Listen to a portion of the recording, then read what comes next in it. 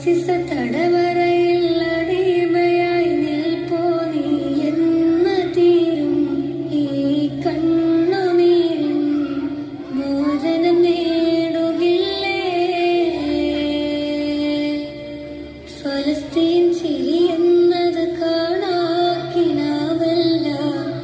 അറബി പൊന്നിളയുന്ന കാലം വരുന്നുണ്ട്. തഖ്വ കൊണ്ട് നേടിടുകേ ഫാസിസം കര